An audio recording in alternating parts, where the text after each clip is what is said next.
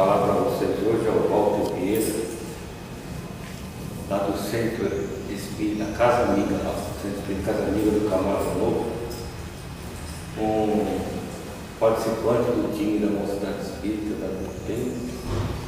Ele vai falar sobre povos degenerados do livro dos Espíritos. A casa é sua, meu irmão. Muito obrigado. Bom dia. Bom dia. Eu adoro ter um lugar assim, viu? Todas as casas deveriam ter um lugarzinho que a gente também fica sentado, porque fica meia hora em pé. Degenerado, né? Eu falei, será que esse tema não é por acaso, né? Caiu para mim? Acho que não é por acaso, não, né? Nada é acaso nessa vida, né? O livro dos Espíritos, quando ele trata desse assunto, né?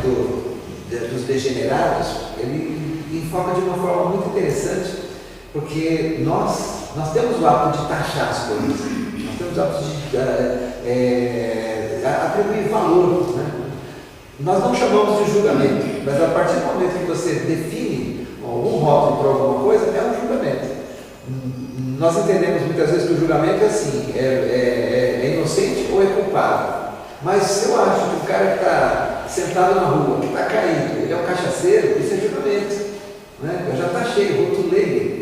E a história, ela mostra para a gente que a humanidade, ao longo do tempo, ela teve diversos momentos assim, de períodos de um pouco de bondade, depois períodos de treva, de maldade, de perversidade. E nós, né, vou dizer no meu caso, com 60 anos, né, eu já passei por esses períodos também na humanidade. E como nós estamos passando novamente por um período assim. Então, nós nunca vimos tantas guerras, né? As guerras pingando para lá e para cá, de um lugar para o outro. E por que será que acontece tudo isso, né? Será que realmente os povos, né, não acontece nada com eles não mudam? E será que o progresso é verdadeiro mesmo? Porque se a gente parar e pensar, o que nós temos hoje de recursos para alimentação, não teria como alguém passar fome. Recursos na saúde, não teria como alguém não receber tratamento. Recursos na segurança, porque bastaria que as pessoas tivessem o suficiente para elas, ninguém ia se preocupar em querer roubar, ter mais, traficar, ou qualquer coisa do gênero, né? Então, será que o progresso é verdade mesmo? Será que esse tal de progresso que a gente fala, nós somos taxados ao progresso, não podemos escolher se vamos progredir ou não? Iremos progredir, iremos atingir a perfeição, demorando mais tempo ou menos tempo, mas todos nós vamos atingir a perfeição. Então, será que enganaram a gente em algum desses fundamentos, principalmente no Espiritismo, que é a única religião que acredita na evolução? É a única religião que consegue, o Espiritismo é religião, ciência e filosofia, né? Mas é a única religião que realmente assim, até corrobora a teoria de Darwin da evolução das espécies.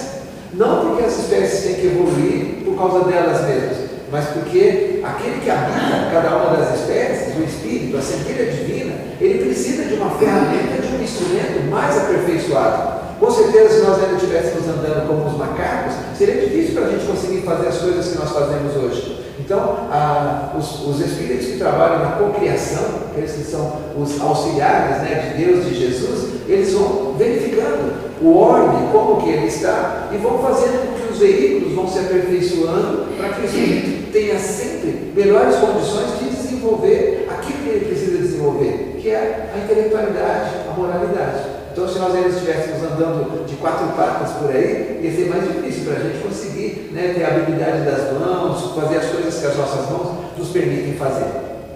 E na questão 786, Kardec pergunta para os espíritos: mostra-nos a história que muitos povos, depois de abalos que os revolveram profundamente, recaíram na barbarie. Onde, nesse caso, está o progresso?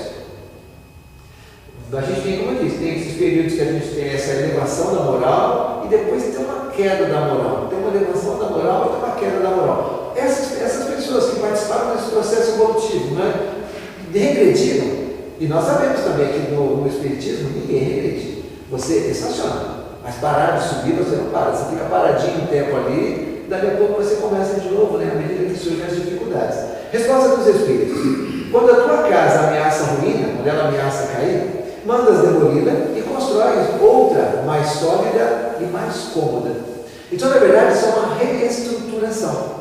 Quando a espiritualidade percebe que em um determinado lugar, um determinado povo, um determinado grupo de espíritos, eles, moralmente, eles não atingiram ainda o ponto que é necessário. Então, esses espíritos, eles recebem um auxílio, eles recebem uma ajuda e aquele lugar melhora. Só que, à medida que aquele lugar melhora, os que são bons, o que acontece, né? Nós já vimos várias vezes, várias questões de livros dos espíritos que falam sobre isso. A tendência é que, quando nós atingimos a evolução que é necessária para nós galgamos outros lugares também. Pode ser nesse mesmo mundo, num outro lugar diferente, ou pode ser num outro mundo, talvez um mundo de regeneração. Então, muitos espíritos que atingem a evolução que eles têm necessidade, ou eles retornam para a sua origem, o planeta de onde vieram, ou ao contrário, eles são daqui também, mas atingiram a evolução que é necessária e eles migram para outros planetas, porque não há necessidade mais dele ficar no planeta de provas e expiações. E o espaço que é desocupado por um espírito, ele é ocupado por outro espírito. E quem melhor para poder ocupar aquele espaço do que alguém que precisa aprender uma nova lição? Na questão 787, as raças também, elas têm características próprias, como até hoje, né? Se você sair daqui e for para Portugal, os hábitos, a cultura serão diferentes dos nossos, que serão diferentes na Espanha, que serão diferentes na Itália e assim por diante.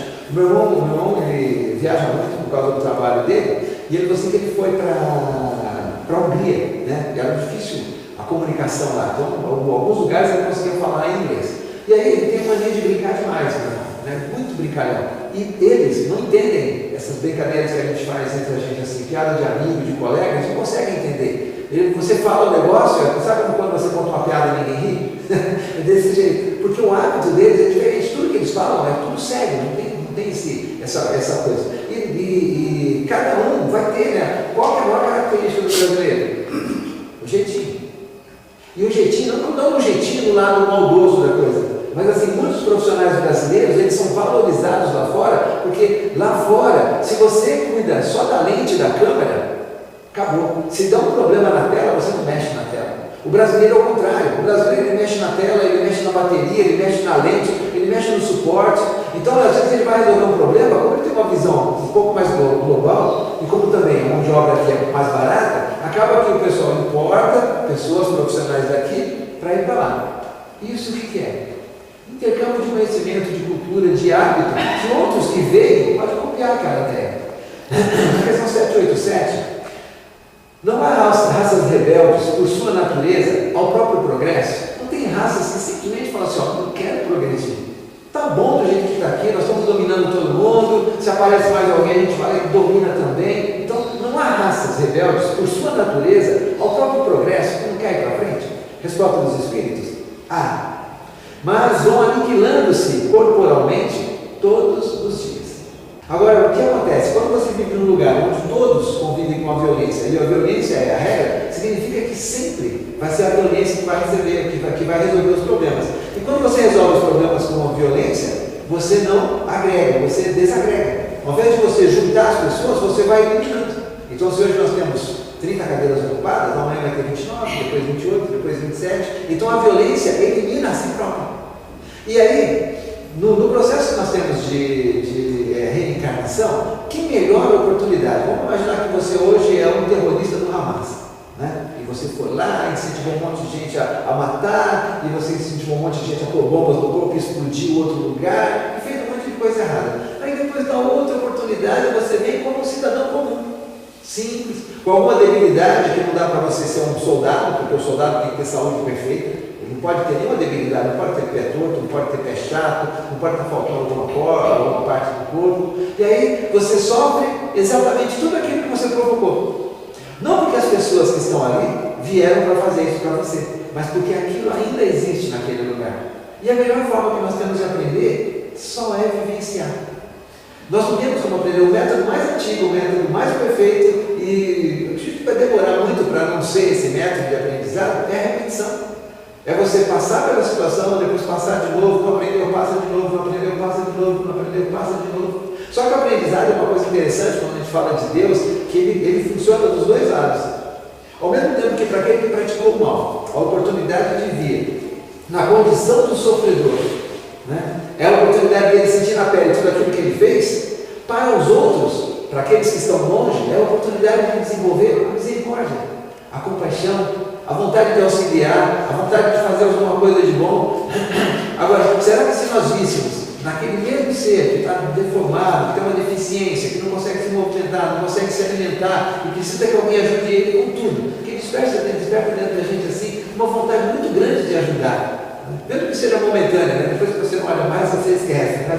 Naquele momento assim, te comove e dá o desejo de ajudar. Se você olhar assim e lembrasse daquele cara que planejou uma bomba lá, planejou o 11 de setembro lá nos Estados Unidos, né? Destruiu o prédio, matou milhares e milhares de pessoas, ou um cara que coloca uma bomba no corpo e vai num lugar onde tem pessoas de todo tipo, inocentes, e simplesmente explode aquilo com ele próprio junto, né? Se a gente visse e olhasse esse espírito, percebesse que será que nós teríamos a mesma compaixão? Com certeza nós não teríamos, assim, isso é natural. Quando nós vemos uma notícia na televisão e a gente fala que um garoto, ele matou uma pessoa, ele atropelou a outra, e pegaram ele, deixaram ele, gente, algum de vocês faz uma prece naquele momento por aquele espírito? Alguém pensa assim, meu Deus, que criança espiritual, que ajuda que esse espírito precisa? Imediatamente já vem dentro da gente, sabe, esse sentimento de justiça, né? Que na verdade a justiça é vingança, e não vingança por causa dele, mas vingança por causa de todos os outros crimes, por causa do seu carro que foi roubado, por causa da sua casa que foi roubada, por causa de alguém que deu um susto na sua mãe, tomou o celular dela no meio da rua. Então, aquela pessoa, aquele ser, ele passa a representar as maldades que a gente já viu, e a gente acha que está certo esse ser passar por tudo isso. Só tem um probleminha. E se ele for seu filho? E se ele for seu irmão? E se ele for seu pai? Será que nós seremos também tão implacáveis, né? Se for o nosso filho que está ali, será que a gente vai ser tão implacável assim? Será que a gente vai querer também que lixa, que faz tudo? Com certeza não. Não que a gente vai ser conivente com o crime, ou vamos acobertar o crime, mas nós não vamos querer que resolvam com violência. Né? Por quê? Porque nós conhecemos aquele ser. Ele cresceu com a gente. Teve um momento na vida que ele fez uma escolha errada, mas nós sabemos quem ele é. Mas nós não nos interessamos pela história daquele outro garoto. A gente só pensa o seguinte: ele roubou, ele matou, então está certo que ele está recebendo a lei de causa e efeito. Nossos espíritos, né? A lei de causa e efeito está acontecendo com ele. Aí então, as raças rebeldes, elas realmente não querem o progresso? O espírito, ele progride, não a raça que progride. Cada um de nós não está aqui porque assim os brasileiros têm que progredir. Nós estamos aqui porque aqui no Brasil tem alguma coisa, nesse lugar que nós estamos, tem alguma coisa que nós espíritos precisamos. Os nossos afins, os nossos amigos espirituais, os nossos parentes espirituais e outros que estão trabalhando, os espíritos que trabalham, né, para que o planeta evolua, os auxiliares de Jesus, que eles percebem que há essa oportunidade, essa necessidade. Então, nós vamos evoluir e vamos transformar esse planeta em alguma coisa melhor, mas individualmente. Por isso que devagarinho, toda uma raça de pessoas boas, um grupo de pessoas boas num determinado local, vão desaparecendo e vão outros ocupando o lugar. Porque a necessidade, nós temos mais de 20 bilhões de espíritos desencarnados e 8 bilhões, talvez um pouco mais, porque acho que em todo lugar você consegue registrar todos os nascimentos, né? Um pouco mais de 8 bilhões de pessoas encarnadas. Então, você tem praticamente 3 por 1. Estão se brigando na fila do outro lado, né? E lá do outro lado não tem a fila do sexagenário, não tem fila de gestante, não tem benefício nenhum. O que vai ter é a necessidade e o mérito de cada um individual. Todos lá são da mesma idade, são espíritos milenários, ninguém tem certidão de nascimento, né? Para saber exatamente se tem 20 mil, 50 mil, 100 mil, 1 milhão de anos. Então, todos esses que têm a necessidade de vir, vêm, e se aproveitam da necessidade, ele já desocupa o lugar, não precisa voltar para a fila de novo, para tentar ocupar um outro lugar. Talvez, se nós aproveitarmos a chance que nós estamos tendo agora, vamos conseguir fazer essa evolução. E, se a gente observar o mundo como um todo hoje, nós estamos vivendo uma época em que esse processo de degeneração de valores está muito evidente. Ele está evidente em todas as coisas. Ele está evidente nas religiões, que está uma guerra entre religiões. Ele está evidente na política, né? Os povos brigando. Ele está evidente na economia. E aí, aqueles que são mais poderosos, nós estamos vendo quantas guerras que estão acontecendo aí. Não sabemos os motivos, não sabemos as necessidades, não temos acesso à informação verdadeira. Nós só temos acesso à informação que nos passa. a informação que chega até nós. Não existe raça inferior ou superior. Nós estamos no mesmo planeta, nós temos exatamente a mesma coisa. O que existe é que nós temos algumas pessoas com uma moralidade mais desenvolvida, a sua relação ao próximo, aquilo que você respeita, né, e você deseja para o próximo, e tem outros que ainda têm um egoísmo muito guardado dentro de si. Nós temos o nosso egoísmo, vamos dizer assim, sob controle. Nas situações mais emergentes que o nosso egoísmo aparece. Então, se tem alguém na sua família muito doente, e a fila lá do Santa Marcelina tem 200 pessoas, quando você tem um amigo que trabalha lá dentro e que pode ajudar você a conseguir uma consulta mais depressa, a gente vai. Porque a gente ama, não por maldade, mas porque a gente ama e a gente acha que está certo. É o nosso filho, é a nossa mãe, é o nosso pai. Então, assim, nós ainda temos um pouquinho do egoísmo. Mas não temos o egoísmo mais de tomar as coisas dos outros. Não temos o egoísmo de dar um jeito de levar uma vantagem em cima da outra pessoa, pelo nosso conhecimento, ou pelo trabalho que nós executamos, e assim por diante. Então, nós somos nesse ponto menos degenerados, né? Na pergunta 788, os povos são individualidades coletivas que, como os indivíduos, passam pela infância, pela idade da madureza e pela decrepitude. Não será de molde a fazer supor que os povos mais adiantados deste século terão seu declínio e sua extinção? Os povos mais evoluídos, né? A gente sabe de lugares aí onde as pessoas deixam carro, carteira em qualquer lugar e ninguém mexe. Acaba de ir no restaurante, na padaria, deixa o dinheiro em cima da mesa e ninguém pega. Nós sabemos que existe isso, né? Não estamos acostumados com isso, mas sabemos que tem. Eu me lembro que um amigo, ele tinha um primo que morava no Canadá e ele tinha uma igreja evangélica no Canadá. Então, para poder se sustentar, ele colocava uma banquinha de maçãs na porta da igreja, ali na frente, uma balança e uma latinha. As pessoas vinham, pesavam as maçãs, via quanto que dava o preço, colocava o dinheiro e pegava o troco. Tem um restaurante, não lembro onde aqui no Brasil, que ele deixa a maquininha. As pessoas comem, elas recebem a comanda, elas passam, ou no crédito ou no débito, elas vão lá e elas fazem o pagamento. E ele falou que está dando certo para ele. Às vezes nós não acreditamos. Nós achamos assim, como a gente vê muita malandragem, e às vezes a gente desconfia até da gente mesmo, né? Aí a gente pega e acaba, não, se eu deixar isso aí, alguém vai pegar, alguém vai mexer, alguém vai fuçar, e às vezes não fuça. Resposta dos Espíritos. Os povos que apenas vivem a vida do corpo, aqueles cuja grandeza unicamente assenta na força e na extensão territorial, nascem, crescem e morrem, porque a força de um povo se exaure, como a de um homem. Aqueles cujas leis egoísticas obstam ao progresso das luzes e da caridade, morrem, porque a luz mata as trevas e a caridade mata o egoísmo. Mas, para os povos, como para os indivíduos, há a vida da alma. Aqueles cujas leis se harmonizam com as leis eternas do Criador, viverão e servirão de farol aos outros povos. Ninguém, então, né? A extinção não é porque Deus falou assim, esse povo aqui é muito ruim, vou acabar com tudo. De forma alguma. Mais e mais espíritos reencarnam para trazer novos valores, para trazer novos questionamentos. Eles mesmos vão reencarnar na situação de dor que eles causam. E quando eles passarem pela dor, quando chegar do outro lado, eles vão refletir, eles vão aprender. E é eles mesmos que voltarão e vão reconstruir. Aquela casa em ruínas, né, que precisou ser destruída para ser construída novamente, são eles que vão construir. Nós temos um processo muito parecido aqui no Brasil, né? Porque nós somos colônia. Aquela historinha, né, que o Brasil foi descoberto em 1500, não, o Brasil foi invadido em 1500, né? Nós somos colonizados. E aí, durante esse processo, quer queira, quer não, nós fomos escravos. Foi evoluindo, aí nós começamos a aprender que escravizar era bom, aí nós resolvemos fazer isso com os negros, né? Fizemos durante muito tempo a escravidão também, mas nós evoluímos, aí nós criamos um governo, e o governo veio as ditaduras, que nós, no começo nós achamos que era um negócio legal, mas depois nós percebemos que dar poder exagerado para uma pessoa é perigoso, se a pessoa não for Jesus, né? Com certeza, cada um de nós tem uma brincadeira, um ditado que diz assim, quer conhecer uma pessoa, dê para ele dinheiro ou poder, né? Então, nós já passamos por essa situação, nós conseguimos evoluir um pouquinho, entramos no processo democrático.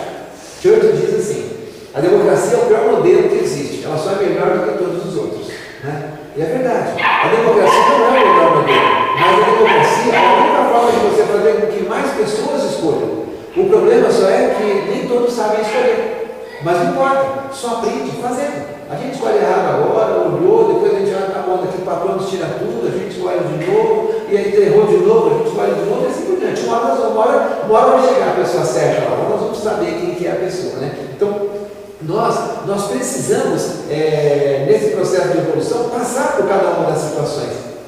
Só que, como leva 50, 60, 70 anos, talvez hoje, né? Eu talvez tenha sido alguém que viveu lá na época da ditadura e não me lembro disso, né? Então, nem tudo vai ser por lembrar da vivência. E por isso que é importante a história. Por isso que é importante a gente, nós achamos que essa matéria não é importante na escola, mas ela é muito importante, porque ela vai mostrar para a gente o que aconteceu com o nosso povo e com outros povos ao longo do tempo. Escolheram um negócio aqui, depois. Algumas vão ser mascaradas, como a história dos descobrimentos do Brasil, né? Então não vai sair, ninguém vai falar assim, nós invadimos aí o seu país. Não, todo mundo vai colocar que veio para trazer benefício e trouxe. Né? Houve a coisa ruim, houve, mas teve muito benefício que foi trazido também. Mas nós, como espíritas, não podemos esquecer que nós estivemos dos dois lados. Com certeza nós somos colonizadores que vieram para cá e depois nós viramos moradores, né? Nós viramos prisioneiros desse lugar que nós estragamos aqui. Né? 789, a última questão. 734, dá tempo, 934. O progresso fará que todos os povos da Terra se achem um dia reunidos formando uma só nação? Uma só nação? Resposta dos Espíritos: uma nação única não. Seria impossível, visto da diversidade dos climas, se originam costumes e necessidades diferentes que constituem as nacionalidades, tornando indispensáveis sempre leis apropriadas e esses costumes e necessidades. A caridade, porém, desconhece latitudes e não distingue a cor dos homens. Quando por toda parte a lei de Deus servir de base à lei humana, os povos praticarão entre si a caridade, como os indivíduos. Então viverão felizes e em paz, porque nenhum cuidará de causar dano ao seu vizinho, nem de viver pensando somente nele. Voltando à história do aprendizado, existem lugares que são muito frios. Aqueles lugares podem produzir alguma coisa de bom para a humanidade, mas esses lugares são muito frios. E existem outros lugares que são muito quentes, que podem produzir alguma coisa de bom para a humanidade, mas esses lugares também são muito quentes. Então, um dia, quando a fraternidade for real entre os povos, a gente não vai mais se preocupar, como agora, né? Nós temos condições, nós somos o celeiro do mundo, o Brasil é o celeiro do mundo. Nós temos condições de produzir alimento, mas será que esse alimento, será que todas as pessoas que estão brigando por causa do tarifaço, realmente porque vão passar necessidade por causa desse tarifaço? Se ele vender o produto dele um pouco mais barato, ele vai passar fome, ele vai passar necessidade? Não. O problema é que o nosso egoísmo, o nosso orgulho, a falta de visão que nós temos do futuro, achando que a vida é só esse espaço em que esse corpo conviver aqui na Terra, nós queremos deixar bens para os nossos filhos, para os nossos netos, para os nossos bisnetos, e cada um deles vai ter uma história diferente, cada um deles vai ter uma necessidade diferente. Não vão ter, talvez, que passar pela riqueza, eles vão ter que passar pela miséria, e de repente vão perder tudo. Outra pessoa vai tomar um lugar, não vão saber como lidar com aquilo que você deixou, vai ser motivo de exacerbar o orgulho e o egoísmo deles também, e cada um brigando. Você deixou 3 fazendas, eles vão brigar porque uma bate mais sol do que a outra, eles vão brigar porque uma tem um riacho, a outra não tem, eles vão brigar porque os bois é mais fácil de cuidar de uma do que na outra, porque o nosso egoísmo, o nosso orgulho sempre está presente. Nós olhamos o que nós temos, né, e estudamos o que nós temos. Nós estamos sempre olhando assim, pô, mas aquele carro é melhor, aquela roupa é mais bonita, aquele passeio é mais legal. Cada um vai dar a sua contribuição. Ninguém é melhor. Nós criamos o conceito de que o médico é melhor do que o lavrador. Faz o seguinte, todos os médicos param e todos os lavradores param. É difícil fazer o exercício de saber qual vai dar problema mais rápido? Será que nós vamos precisar do médico amanhã? Não. Mas do arroz, feijão, da alface, do tomate, nós não precisamos. E aquele cara que a gente fala que não vale nada, que é a profissão, você fala para você vai querer ser o quê? Você vai querer ser boia fria, né? Esse é o cara mais importante, que é o que traz o alimento para a gente. Sem o alimento ninguém vive. Sem o médico, você vai precisar quando você ficar doente.